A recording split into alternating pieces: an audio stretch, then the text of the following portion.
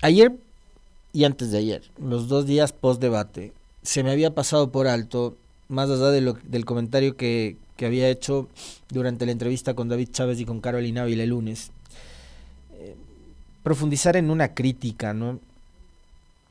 A la que veo que se han sumado, y qué bueno que sea así masivamente, varias organizaciones sociales que vigilan por los derechos y el cumplimiento, ¿no? Y el respeto de los derechos, sobre todo a la niñez y adolescencia. Y tiene que ver con esta primera pregunta que, que lanzaron los moderadores, que no era responsabilidad de ellos, ¿no? Por supuesto. Es una pregunta planteada por el famoso comité de expertos de los debates, ¿no? Comité Nacional de Expertos. O sea, palabra, yo no sé dónde les entregan el título de expertos en este país a nadie, ¿no? Pero así se hacen llamar, ¿no? Comité de expertos. ¿Expertos en qué serán? No tengo la menor idea. Pero es increíble, si es que digo, no sé en dónde les dan el título de experto, seguramente consideran que un académico especializado en X rama es un experto. Sí, un abogado con maestrías en, no sé, pues, derecho tributario, es un experto en derecho tributario. Uh, sí, un médico cardiólogo es un experto en temas del corazón, cosas así, ¿no? Entonces, pero no sé dónde les entregan el título de expertos. Perdónenme esa digresión, pero la verdad es que no lo entiendo, no sé. En fin, la cosa es que debería ser como un comité académico, un comité de alto nivel o alguna tontería de esas. Bautícenle de otra forma, de paso, el nombre. Bueno, este comité de expertos propuso una pregunta con la que rompieron fuegos en el debate presidencial del domingo, que a mucha gente nos causó una profunda decepción.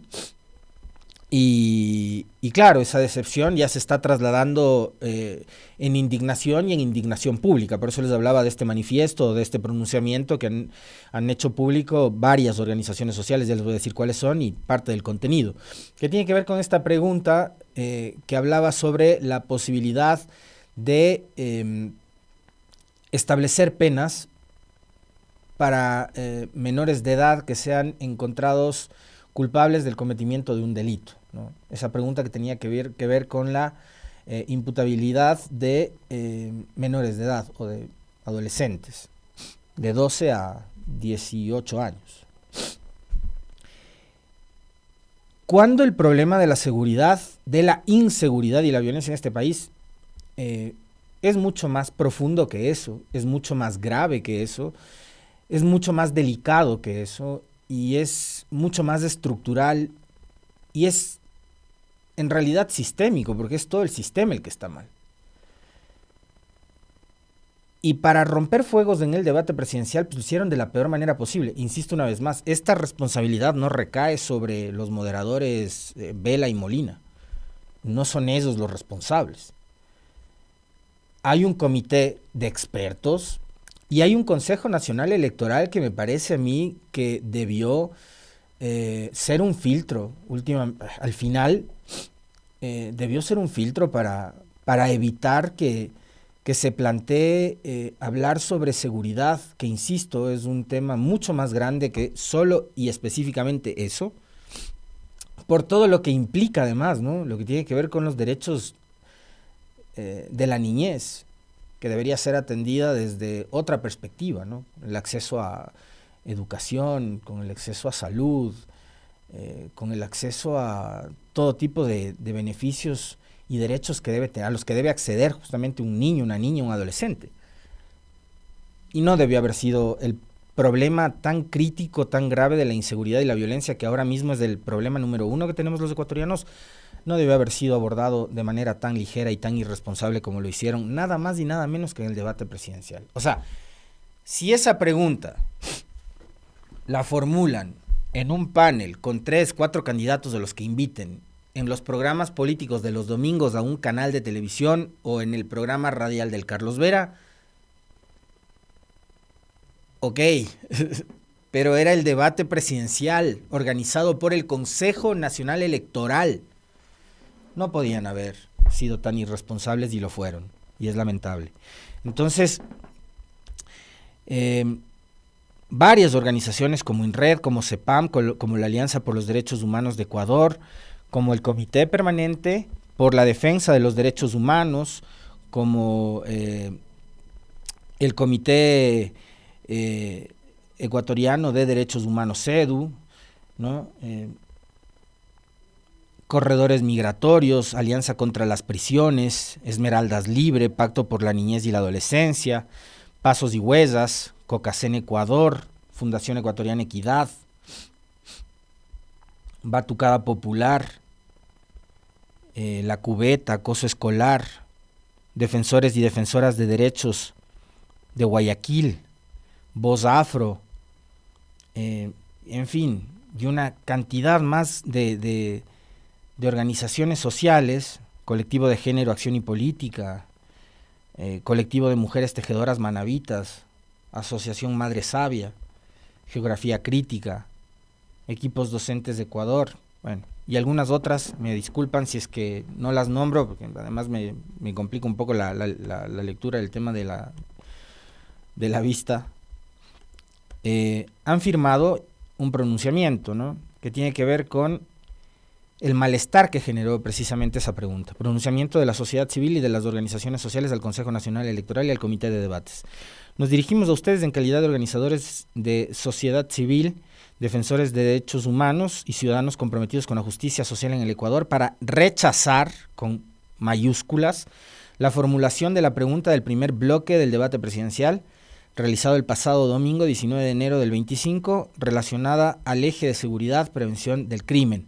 Los menores de edad hoy son reclutados por la delincuencia organizada para sus actos y negocios ilícitos. ¿Está usted de acuerdo con que los menores de edad por delitos graves sean juzgados penalmente como adultos?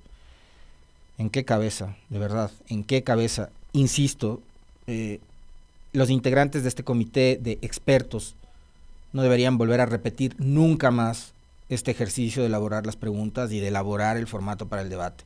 Que los desaparezcan de ese escenario y que busquen otras personas que estén mucho más comprometidas con las causas democráticas, pero que aborden además los temas para fortalecer la democracia desde un ámbito y un afán de respeto a la Constitución, a la ley y a los derechos humanos y a los derechos civiles de todas y todos en este país, ¿no? Porque además ese tema específicamente forma parte de la agenda de ciertos grupos de poder, esos grupos de poder que controlan los espacios de comunicación, por ejemplo, que les mencionaba hace un rato. Por eso les decía que si esa pregunta la soltaba un periodista de un programa dominical en un panel con un par de candidatos o 3 candidatos presidenciales, o lo soltaba Carlos Vera en Radio Centro, está perfecto. O lo soltaba acá cualquiera de los radiodifusores que son parlantes de las tesis del gobierno, está perfecto. Porque es parte de la línea ideológica, política y de la agenda política de los sectores más radicales conservadores de este país. El pretender sancionar como adultos a los niños y a los adolescentes infractores, que tienen que ser sancionados y que tienen que rendirle cuentas a la justicia, por supuesto, de acuerdo. O sea, no puede ser tampoco posible que un adolescente cometa un crimen, un asesinato, un sicariato, y se escude en el hecho de ser adolescente. No. Para nada es así. Pero que sea tratado como lo que es, como un niño y como un adolescente. Y quizás lo más importante sería que el Estado ataque ese problema desde los orígenes. Es decir, ¿por qué ese niño llegó a ser reclutado por una banda de crimen organizado? ¿Por qué ese niño no está en la escuela? ¿Por qué ese joven, ese adolescente no está en el colegio?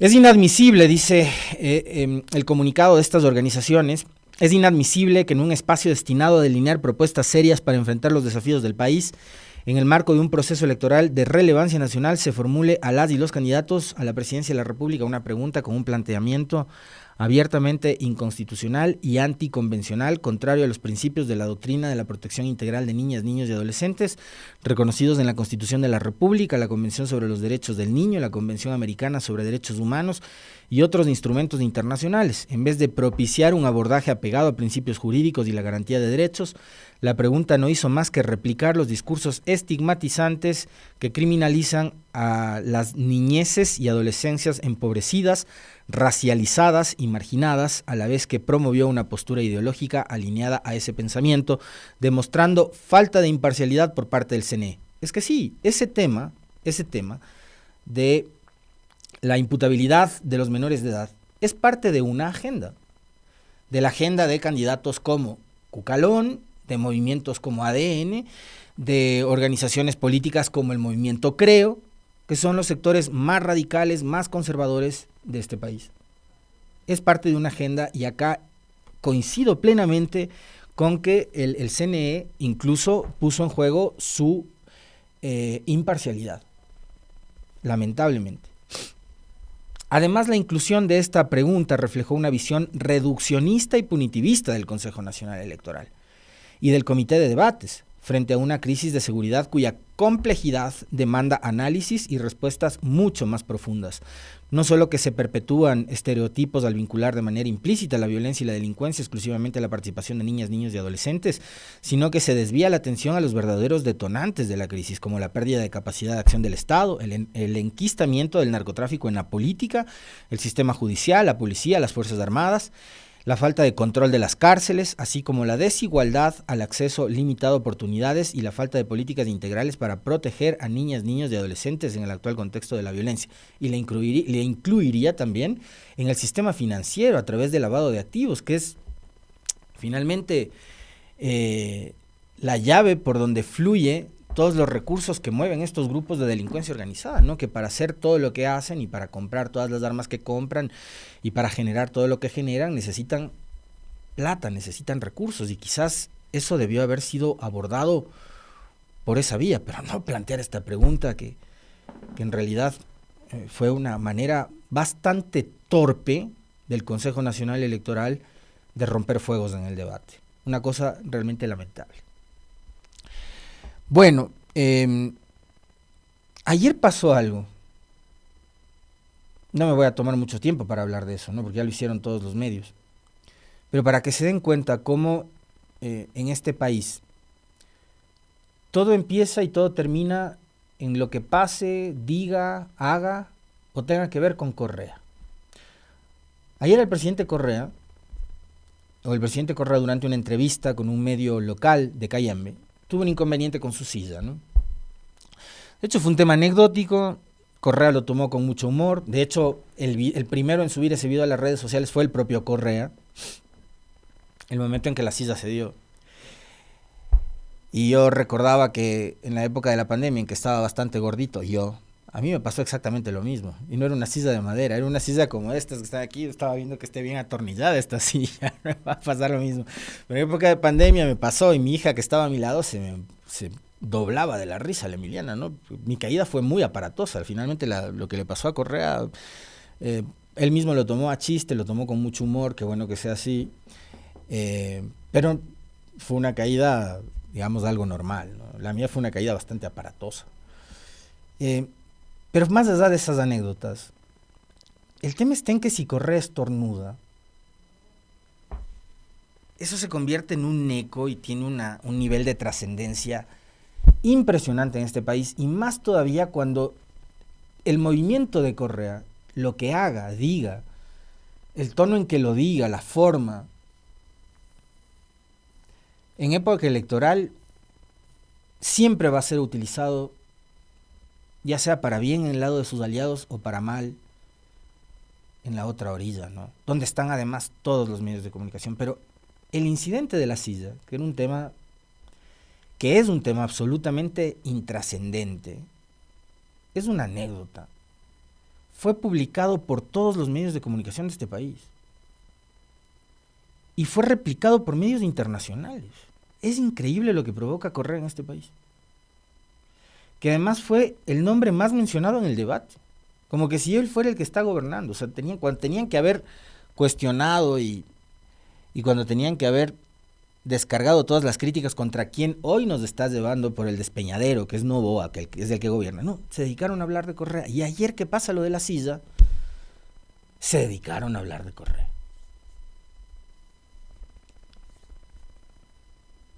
Olvídense por un segundo de Correa, o sea, piensen de verdad. sobre todo los detractores de Correa, que son los que más le nombran, los que más le mencionan, los que más le recuerdan, los que más creo que hasta los que más le necesitan. Porque aquí es indudable que hay mucha prensa, sobre todo, que si no habla de Correa simplemente no vende.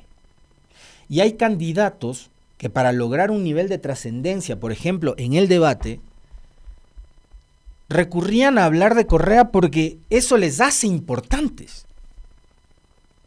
Y claro, ya va a aparecer el que diga, es que tú eres la viuda de Correa, pero sí se dan cuenta que yo estoy hablando de Correa ahora porque los detractores de Correa nos ponen a hablar de Correa. Y por el tema de la silla. Por Dios, Javi, ajustará bien esto, no va a ser que me pase a mí. Qué impresionante es. Es un fenómeno. Lo de Correa es un fenómeno. Les caiga bien o les caiga mal, acéptenlo. Lo del hombre es un fenómeno. Entonces ayer, yo a manera de broma, no voy a decir lo que dije en el Twitter, porque sí es medio como una vulgaridad, ¿no? Pero si Correa estornuda, es una onda expansiva como la de una bomba nuclear. Y se replica hasta en el último rincón de la patria. Y yo pregunto, más allá de la broma, y más allá de lo que pasó ayer con la silla de Correa, la caída de la silla, ¿marca el destino de este país? ¿Va a cambiar las cosas en este país? ¿Por qué en lugar de seguir pretendiendo fiscalizarle a Correa cada uno de los movimientos que hace, de las cosas que dice, no se fijan en lo que está pasando hoy en Ecuador puertas adentro con el gobierno que tenemos? La última gran noticia en medio de una campaña electoral es que el presidente ha decidido eliminar el IVA para los alimentos de mascotas, ¿no? Lo ha informado a través de su cuenta de Instagram, abrazando a sus perros y mostrando sus músculos. Veo que sigue consumiendo proteína, presidente, muy bien. Para mí algo siempre ha sido claro, dice él, las mascotas no son solo animales, son familia, he tenido varias mascotas, compañeros que me han dejado huella en la vida. Por eso, como presidente, no puedo dejarlos de lado. Hoy doy paso hacia algo que siempre he querido hacer, que sea más fácil, que más familias puedan cuidar de sus mascotas de la mejor manera. Por eso he decidido eliminar el IVA en los alimentos para mascotas, haciéndolos más accesibles y económicos para todos desde el 1 de febrero. O sea, 8 días antes de las elecciones. Ahora, todos los grandísimos analistas políticos que tiene este país, todos los periodistas, brillantes periodistas, expertos en política que tiene este país, vengan a hablarme de populismo, por favor. Vengan a decirme lo que es populismo, por favor. Y vengan a decirme también lo que son medidas desesperadas en medio de una campaña electoral.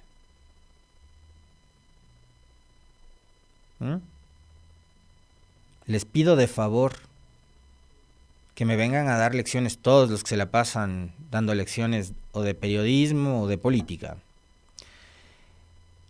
Que me vengan a dar lecciones de lo que es el populismo. Mientras este país se cae a pedazos, efectivamente, como lo dice alguien en las redes sociales. El presidente, que hoy nos anuncia como gran noticia, como gran novedad, su amor por los animales, que está bien, es perfecto. A mí también me encantan los animales. Mi hija es animalista, tiene dos perros y un caballo, tiene mi hija. A mí me encantan los animales también. Amo los animales, sí. Pero este es un país en el que en los últimos 2 años se han registrado algo así como 15,000 muertes o 16,000 muertes violentas en apenas 2 años. 7,000 en el año de gobierno suyo, presidente Noboa. 4 alcaldes han sido asesinados. Este fin de semana, mientras usted estaba nadando en la marina de una lujosa hostería en el lago San Pablo, en Otavalo, asesinaban a un bebé de 5 meses. Un inocente bebé, una criaturita que estaba empezando a vivir. Lo asesinaron a balazos en este país. Hace pocos días circuló la noticia de que en Esmeraldas murió un joven, un adolescente también de un colegio, víctima, como les suelen llamar ahora románticamente y inhumanamente, como víctima colateral de una balacera, un estudiante de un plantel educativo en Esmeraldas, ¿no? En las últimas horas, el periodista Andrés Martínez, del Dato Digital EC de Manabí, informaba que hubo un ataque armado en Manta que dejó 2 fallecidos y 3 heridos. El hecho violento se registró la noche de ayer en la parroquia Los Esteros, Ciudadela Divino Niño. Extraoficialmente se conoce que sujetos armados arremetieron contra todos quienes se encontraban compartiendo junto a una tricimoto. Esto pasó ayer. Y ayer también leía un dato que compartía el amigo Ismael Bernal. Déjenme buscarlo porque lo tengo acá. Solo en el cantón Esmeraldas ya se registran 12 muertes violentas en apenas 21 días del año 2025. Solo en la capital provincial de Esmeraldas, Cantón Esmeraldas, 12 muertes violentas en 21 días. Entre el 20 y el 21 de enero se han registrado 4 homicidios en 24 horas. En el Ecuador ya se registran más de 320 homicidios intencionales y ninguna autoridad local o nacional se ha pronunciado. Entonces, mientras el presidente anuncia como gran novedad que le va a restar o le va a eliminar o a quitar el IVA al alimento para mascotas, pasa que gracias Javier por esta aclaración, el chico no era alumno del colegio, lo mataron cerca del colegio nada más. Yo lo que había visto es justamente una imagen, un video del patio del colegio, entonces el resto de chicos del momento que oyen una balacera salen corriendo, ¿no? Pero el joven muere fuera. Gracias por esa precisión, Javier. Entonces, mientras el presidente está anunciándonos que le quita el IVA al alimento para mascotas, que está bien, bueno, ok, pero no dice una palabra sobre el asesinato del 4.º alcalde en lo que va de su gobierno, el alcalde de Arenillos, Ever Ponce. No dijo una palabra el fin de semana mientras asesinaba a un bebé de 5 meses. Y no ha dicho una palabra sobre lo que ha sucedido estos días. Y claro, no está solo el presidente en esto. Hay una ministra del Interior que yo les vengo diciendo, bueno, ¿y este país tiene ministra del Interior? Apareció hace unas pocas horas, ¿no?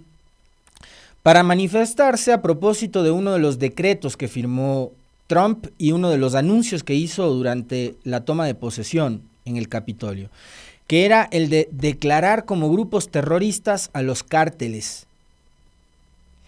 Claro, pero hay una gran diferencia, ¿no? Porque sale la señora Mónica Palencia a través de su cuenta de Twitter. Creo que tú tenías guardado ese tweet, Meli. Tú de hecho me compartiste ese tweet. Para no cometer imprecisiones con respecto de lo que decía, pero ella manifestaba algo así como que los Estados Unidos siguen el ejemplo del Ecuador, ¿no? Al declarar como grupos terroristas a estos cárteles del narcotráfico. Claro, el problema es que Estados Unidos colinda con México, ahí está, ¿no? Solo cuando haces bien las cosas, viene el país más poderoso del mundo y te las copia, confirme Daniel Noboa. Y se lo toma con humor la ministra, ¿no? Cuando la cuenta de la presidencia había posteado el video de Trump, ¿no? El presidente Trump señaló su intención de declarar a los cárteles de drogas como organizaciones terroristas internacionales, una medida que resuena con la política adoptada por el mandatario ecuatoriano. Claro, pero hay una gran diferencia. O sea, Estados Unidos, cuando fija un objetivo, se toma su tiempo, como en el caso de Bin Laden, pero le cazan al objetivo, ¿no?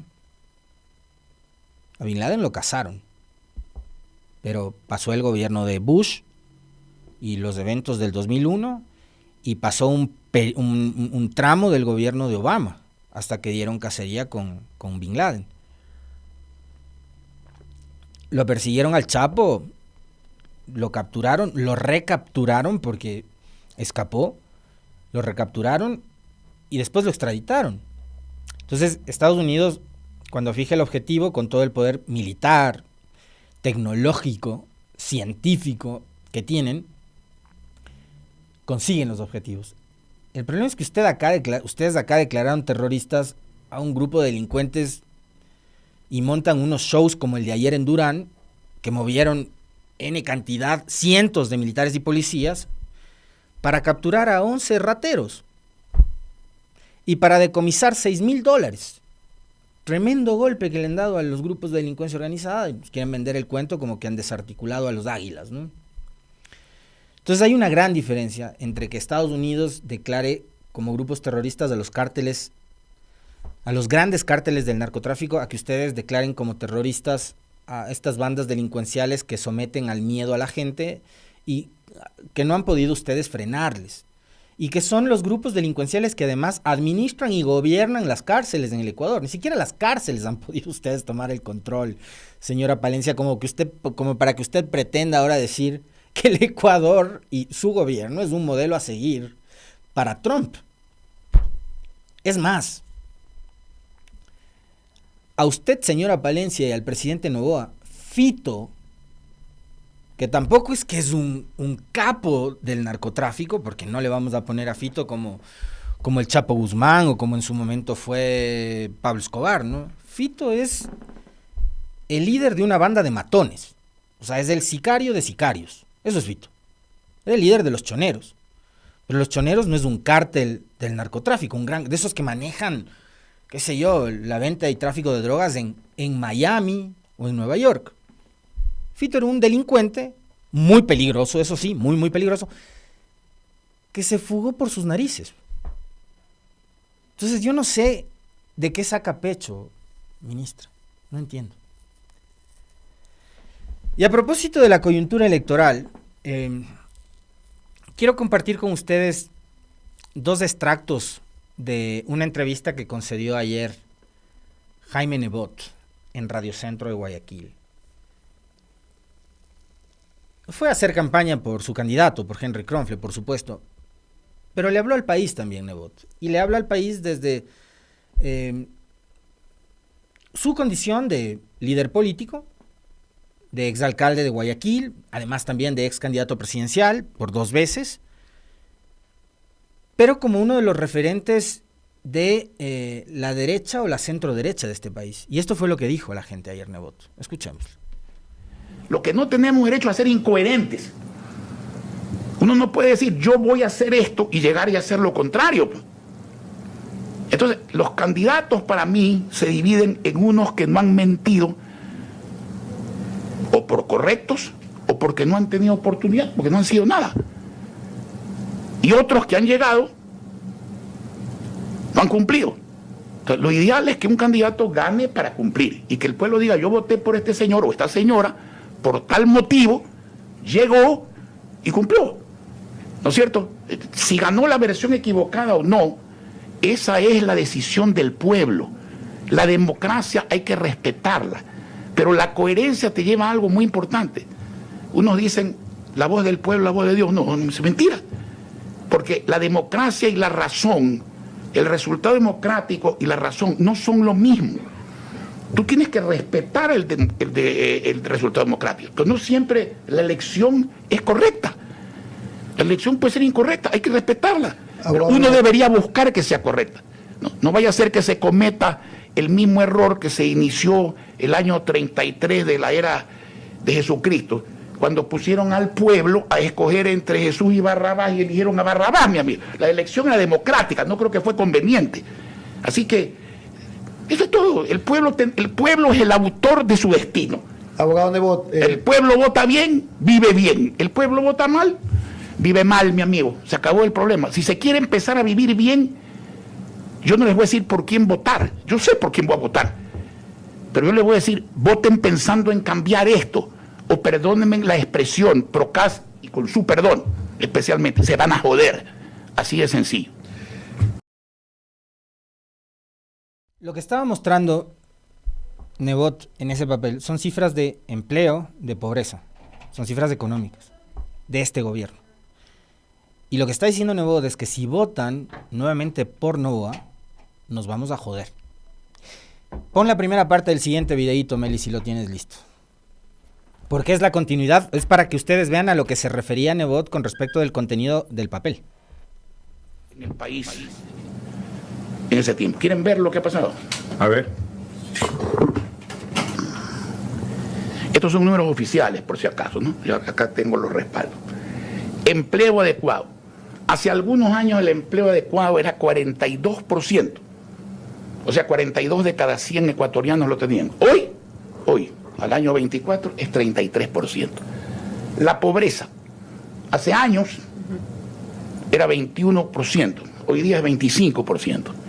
La pobreza extrema, ya los que viven con menos de $2 al día, era 8%, ahora es 11% la pobreza. Esto ha venido así.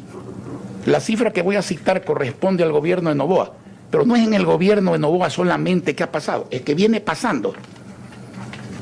El empleo del año anterior, aquí estamos hablando de 42 a 33, pero el anterior a 33 era 35, ahora es 33. Quiere decir que en el año que pasó, el 24, 132,000 personas perdieron el empleo. Pero repito, solo pasa este año. No, viene pasando desde hace mucho tiempo. Esto es peor que las estadísticas. Este es el Banco Mundial de hace poquitos días. Banco Mundial pone en rojo el Producto Interno Bruto del Ecuador. En el año 2024 habría caído 0,7%. 0,7%. Añádale a esto el 1,55% del crecimiento poblacional. ¿Pero por qué caen esos números? Porque no hay crecimiento. Pues ya vamos. ¿Y por qué no hay crecimiento? Ya vamos. Solo déjame terminar un ratito. Esto, pese a que en el año 2023 cambiaron la base de cálculo para engañar a los ecuatorianos y para engañar... Con eso es suficiente. Caída del empleo, subida de la pobreza. Y hay algo súper interesante que dice en esta entrevista Nebot, que esto no sucede ahora solo con Noboa, que viene sucediendo. La pregunta es desde cuándo viene sucediendo. Y Nebot lo dice en esta entrevista. Creo que descarga también contra Correa. Dice, el problema es que Correa no aprovechó la época de mayor bonanza petrolera, pero los problemas inician, lo dice Nebot, con Moreno y con Lasso se profundizan y claro, ahora cobran una mayor trascendencia estos datos con el gobierno de Noboa, ¿no? Pero Nebot al final de esta intervención señala que la deuda pública pasó de 40,000 millones de dólares en los últimos años a 88,000 millones de dólares. Que teníamos una deuda con el Fondo Monetario Internacional de 300 millones de dólares y entre Moreno, Lasso y Noboa hemos acumulado una deuda de más de 11,000 millones de dólares con el Fondo Monetario Internacional. Y yo ahí le añadiría una pregunta a lo que señala estos datos Nebot. Endeudados en 11,000 millones de dólares, ¿para qué? ¿En qué se invirtieron esos 11,000 millones de dólares? ¿A dónde destinaron esos 11,000 millones de dólares? Porque un poste no cuesta 11,000 millones de dólares. 4 canchas sintéticas, que fue la gran obra de Moreno, no cuestan 11,000 millones de dólares. Y el outfit de Lavinia en Washington no cuesta 11,000 millones de dólares. Entonces, ¿en qué gastaron los 11,000 millones de dólares con los que nos endeudaron con el Fondo Monetario Internacional? Creo que es una gran pregunta que en esta intervención bastante técnica que hace Nebot, que maneja muy bien las cifras, también se debería plantear ¿a dónde fueron esos 11,000 millones de dólares? Y creo que está clarísimo con lo que decía antes Nebot, esta intervención que se complementa muy bien, y es que hay que ser coherentes con lo que se dice en campaña y con lo que se hace al momento de gobernar. Y Noboa en su campaña presidencial en el 2023 nos dijo a los ecuatorianos que iba a bajar los impuestos, que iba a bajar los precios de los combustibles, e hizo todo lo contrario. Y nos habló de un plan Fénix, y el plan Fénix hasta el sol de hoy no sabemos si existe o no existe. Todos dicen que no existe. Y por último, lo que nos está diciendo Nebot que es un referente de las derechas, y en las derechas tienen muchos candidatos, como Cucalón, como el mismo Kronfle, que es el candidato de Nebot, como esta señorita Andrea González, que ahora se ha convertido en una piedra en el zapato para Carondelet, porque le fue mucho mejor que a Novoa en el debate, que si siguen votando por Novoa el país se va a joder, dice Nebot.